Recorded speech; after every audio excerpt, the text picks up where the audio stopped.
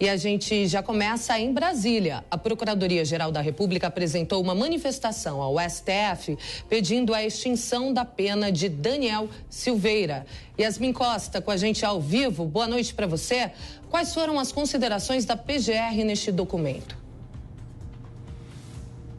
Oi, Kalina. Boa noite para você e a todos que nos acompanham aqui no Jornal Jovem Pan. Esse documento foi assinado pela Vice-Procuradora-Geral da República, Lindora Araújo, que pede que o Supremo Tribunal Federal reconheça a validade do indulto presidencial concedido ao deputado Daniel Silveira.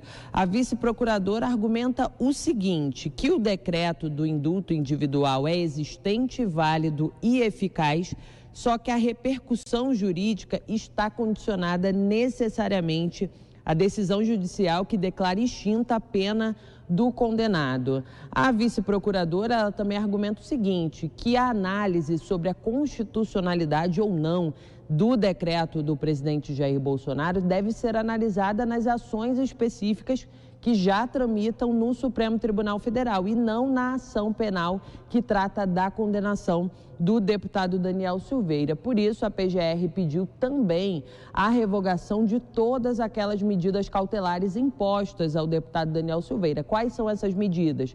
A tornozeleira eletrônica, ele está proibido também de dar entrevistas à imprensa, usar as redes sociais. Todas essas medidas que foram impostas ao parlamentar são solicitadas a revogação por parte da Procuradoria-Geral da República, além daquela multa diária que foi aplicada pelo ministro Alexandre de Moraes por conta do descumprimento dessas medidas cautelares. Eu lembro que essa multa hoje chega a quase R$1 milhão.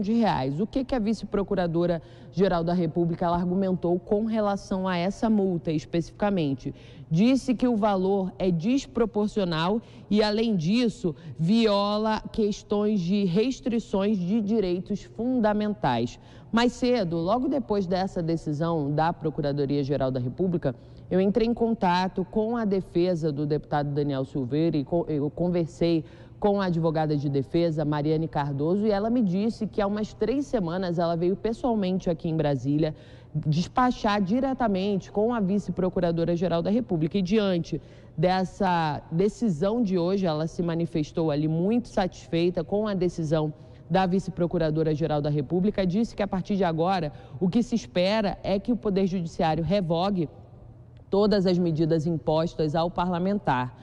O deputado, ele se manifestou também hoje, usou o plenário da Câmara dos Deputados para falar sobre essa ação da vice-procuradora-geral da República que beneficia ele diretamente. A gente até separou esse trecho da fala do deputado Daniel Silveira para a gente acompanhar.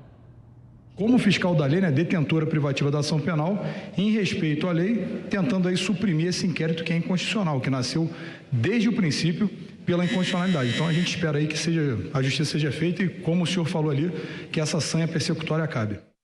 Obrigada, Yasmin, pelas informações. E agora chegou a vez dos nossos comentaristas. Conosco hoje, Rodrigo Constantino, Alfredo Scaff e também Ricardo Salles aqui no estúdio ao meu ladinho. Começo com você, Ricardo Salles. Com perdão da pena do presidente Jair Bolsonaro, automaticamente a pena imposta a Daniel Silveira não deveria ser extinta? Pois é, os atos públicos, eles gozam sempre de presunção de legalidade. Nesse caso, presunção de legalidade e constitucionalidade. O próprio parecer da PGR, agora subscrito pela procuradora Lindora, ressalta que o ato ele é perfeito, ele gera efeitos, etc. E diz o óbvio que, obviamente, ele deve ser validado pelo judiciário para que tenha plena aplicabilidade. Mas ele, embora tenha que ser validado pelo judiciário, é uma validação formal. No mérito, ele já gerou efeitos, já foi concedida a graça. Portanto, essas medidas todas que dizem respeito às restrições de liberdade, penas impostas, tornozeleira, enfim, tudo isso já deveria ter cessado, uma vez que o decreto de graça ele é inequívoco em todos esses aspectos. Agora já era esperado, que a PGR se manifestasse dessa forma, não é mesmo, Scaff? Boa noite, Kalina. Sim, não tenha dúvida. Fiscal da lei, nesse momento, a PGR se manifesta na absoluta constitucionalidade e eu iria um pouquinho além. Eu vejo que se a pena foi extinta, como o Daniel Silveira foi denunciado por um crime, Ele não foi denunciado para perder o mandato, nem mesmo para ficar inelegível. Isso são efeitos da condenação. E quando o principal está perdoado, não existe nenhuma possibilidade de um efeito acessório não sê-lo. O acessório segue o principal. Então, só gostaria aqui de deixar bem ratificado e bem firme a minha posição no seguinte sentido: não cabe nenhuma análise pelo TSE ou qualquer outro órgão do Judiciário sobre a candidatura de Daniel Silveira. Ele é, sim, elegível, até porque a graça concedida extinguiu a pena principal, que é a pena que foi concedida, que foi firmada pelo Supremo Tribunal Federal, acabou extinguindo todos os efeitos do principal. Então, tudo aquilo que vem junto com o principal, que são os efeitos da condenação e as medidas cautelares, que na verdade já não existem mais, porque já houve julgamento, devem, obviamente, todas caírem por terra, porque não há sentido, quando você termina um processo, continuar o processo por aquilo que era uma cautela para preservar o julgamento que já houve e já foi dada a graça pelo presidente da República. Rodrigo Constantino, agora a oposição, por sua vez, ainda tenta derrubar este perdão da pena através do Supremo, concedido pelo presidente Jair Bolsonaro. A Daniel Silveira, Partido Rede, por exemplo, é um deles. É possível isso, Constantino? Boa noite, Kalina. Boa noite a todos. Eu acho que o assunto está encerrado, né? Como meus dois colegas já se manifestaram, inclusive são da área do direito, ao contrário de mim, mas o bom senso diz que esse assunto está encerrado.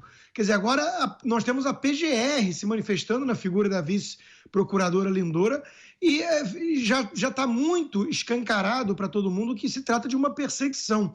Eu quero acrescentar aqui uma nota um tanto subjetiva, né, e pessoal. Eu estive com o deputado Daniel Silveira neste fim de semana, num evento em Campinas, e eu posso atestar com toda a convicção do mundo que eu não estava diante de um terrorista ou de uma grande ameaça física aos ministros do Supremo ou à instituição do STF. Veja que a rede que vem tentando fazer o possível e impossível para manter essa perseguição tem na figura do senador Randolfo Rodrigues, por exemplo, alguém simpático ao ditador Nicolás Maduro. Esse sim, muito mais perto aí de atitudes terroristas, de agressões a instituições e tudo mais. Então, isso tudo já foi longe demais, não deveria ter chegado a esse ponto, e o presidente Bolsonaro, com a graça, com o indulto individual, fez justiça. E agora a PGR diz o óbvio, é preciso cumprir a decisão do presidente.